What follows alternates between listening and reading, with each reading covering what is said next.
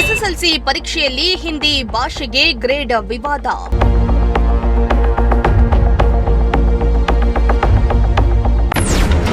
ಸರ್ಕಾರದ ನಿರ್ಧಾರಕ್ಕೆ ತಡೆ ನೀಡಿದ ಹೈಕೋರ್ಟ್. ಗ್ರೇಡ್ ಬದಲು ಅಂಕವನ್ನೇ ನೀಡಲು ಕೋರ್ಟ್ ಆದೇಶ.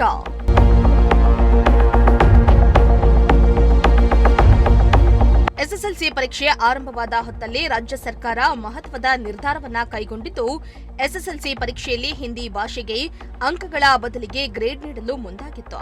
ಎಸ್ಎಸ್ಎಲ್ಸಿ ಪರೀಕ್ಷೆಯಲ್ಲಿ ತೃತೀಯ ಭಾಷೆಯನ್ನ ಕೇವಲ ಗ್ರೇಡ್ಗೆ ಸೀಮಿತಗೊಳಿಸುವುದಾಗಿ ಶಿಕ್ಷಣ ಸಚಿವ ಮಧು ಬಂಗಾರಪ್ಪ ಘೋಷಿಸಿದ್ರು. ಅದರಂತೆ ಇನ್ಮುಂದೆ ವಿದ್ಯಾರ್ಥಿಗಳ ಫಲಿತಾಂಶವನ್ನ 625 ಅಂಕಗಳ ಬದಲು 525 ಅಂಕಗಳಿಗೆ ಫಲಿತಾಂಶ ಪ್ರಕಟವಾಗಲಿದೆ ಎಂದು ತಿಳಿಸಿದ್ರು. ಸರ್ಕಾರದ ಈ ನಿರ್ಧಾರದಿಂದ ರಾಜ್ಯಾದ್ಯಂತ ಪರ ವಿರೋಧ ಚರ್ಚೆಗೆ ಕಾರಣ ಆಗಿತ್ತು. ಇದೀಗ ರಾಜ್ಯ ಸರ್ಕಾರದ ನಿರ್ಧಾರಕ್ಕೆ ಹೈಕೋರ್ಟ್ ತಡೆ ನೀಡಿದೆ.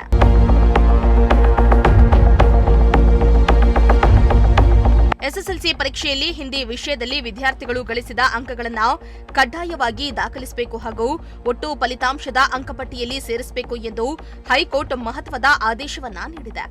ಸರ್ಕಾರದ ನಿರ್ಧಾರದಿಂದ ಆತಂಕಕ್ಕೊಳಗಾಗಿದ್ದ ಸಾವಿರಾರು ವಿದ್ಯಾರ್ಥಿಗಳು ಮತ್ತು ಪೋಷಕರಿಗೆ ದೊಡ್ಡ ಸಮಾಧಾನ ತಂದುಕೊಟ್ಟಿದೆ.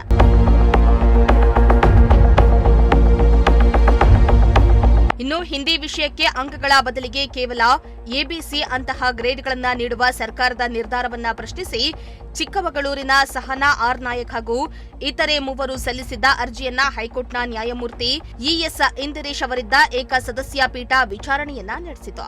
ಸರ್ಕಾರದ ಈ ಕ್ರಮವು ವಿದ್ಯಾರ್ಥಿಗಳ ಶೈಕ್ಷಣಿಕ ಹಿತಾಸಕ್ತಿಗೆ ಮಾರಕ ಎಂದು ನ್ಯಾಯಪೀಠ ಅಭಿಪ್ರಾಯಪಟ್ಟಿದೆ.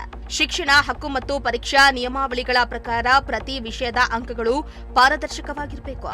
ತೃತೀಯ ಭಾಷೆಯನ್ನ ಕೇವಲ ಗ್ರೇಡ್ಗೆ ಸೀಮಿತಗೊಳಿಸುವುದು ವಿದ್ಯಾರ್ಥಿಗಳ ಉನ್ನತ ಶಿಕ್ಷಣದ ಮೇಲೆ ಪರಿಣಾಮ ಬೀರಬಹುದು ಎಂದು ನ್ಯಾಯಪೀಠ ಎಚ್ಚರಿಕೆಯನ್ನ ನೀಡಿದೆ.